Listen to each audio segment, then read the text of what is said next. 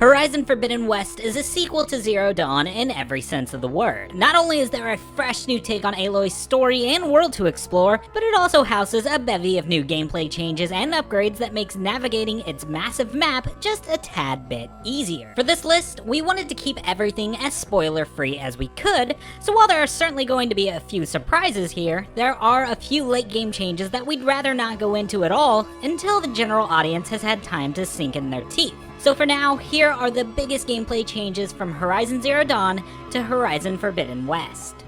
A few new traps have found their way into Forbidden West, most interesting of the bunch being the vertical traps. Meticulously planning for an encounter is core to Horizon's strengths, and silently laying traps for enemies to run into has always been an excellent tactic. But unfortunately, flying enemies could previously evade all of your ground traps. Using a new vertical trap allows you to ground your winged opponents with plenty of ease. In Zero Dawn, there was no way to speed up or change the time of day. Forbidden West adds this feature by allowing you to rest at one of the many shelters scattered throughout its massive world. So if you're like us and prefer to scout out areas in broad daylight, then this feature should certainly brighten your day. You can't pinpoint an exact hour you want it to be, but you can choose morning, afternoon, evening, and night. That's good enough for us. By the time you reach the end of Zero Dawn, most loot you'll find can't be picked up because your inventory is completely maxed out. This isn't a problem in Forbidden West. Every time you loot an enemy, pick up Ridgewood, healing items, it doesn't matter. If you've maxed out your inventory, the extra items will be sent directly to your stash, which can be accessed at any town, checkpoint, or shelter.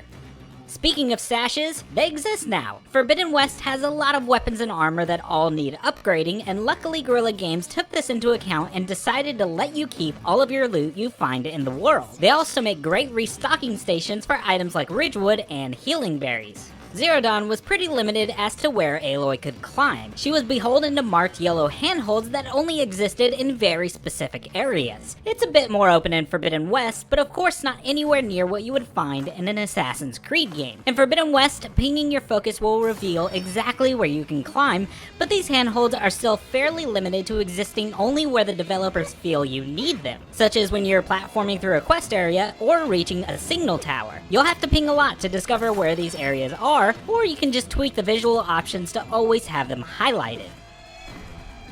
Aloy's spear wasn't useless in Zero Dawn, but in Forbidden West, it's more viable than ever. One of the biggest additions is you can now charge it up to unleash a powerful attack known as a Resonator Blast. As you melee machines or human enemies, your spear will eventually change from purple to blue. Once it's blue, you can hit your foe with a heavy attack that adds a resonance charge to a spot on their body. Hit this spot with an arrow, and you're rewarded with a huge blast of damage.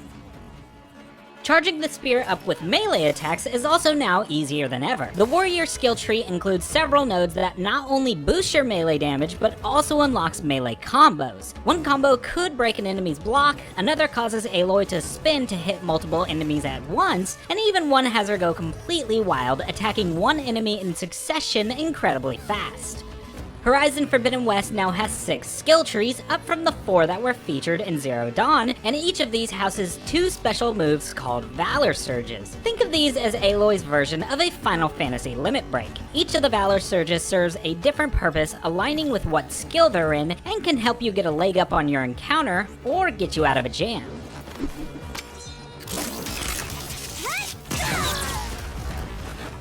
Because Forbidden West is a lot more vertical than Zero Dawn was, in terms of climbing up on high spaces, Aloy nabs a glider called the Shield Wing pretty early on. The Shield Wing can basically be used from any height and has 0 limitations on how long it can be used for. Incredibly early in the game, you'll need to craft a Polecaster, which is basically Horizon's version of a hookshot. The Polecaster is used throughout Forbidden West for a multitude of things, including retrieving hard-to-reach loot, moving things in the environment to solve puzzle platforming, destroying walls of rubble, and moving crates. Of course, one of its most important functions is helping Aloy get to hard-to-reach places, or saving her bacon in combat scenarios.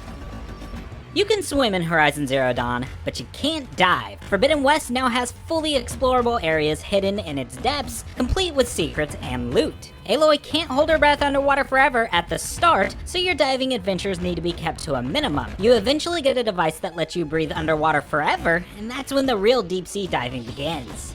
The focus device is a lot more useful this time around when scanning machines. In Zero Dawn, you could look at specific pieces, but it required you to slowly pan your camera around to find the different parts to see their weaknesses. Forbidden West makes it a lot easier. Now once an enemy is scanned, you can tap around the parts using the controller's D-pad, and you can even highlight the specific part to keep it glowing after you've turned your focus off. And that's it! What from this list of changes has you the most excited? Be sure to sound off in the comments, and for more on Horizon Forbidden West, check out our final review, graphics comparison, performance review, first minutes, honestly, there's a lot. And of course, for much, much more, stick with IGN. Shall we?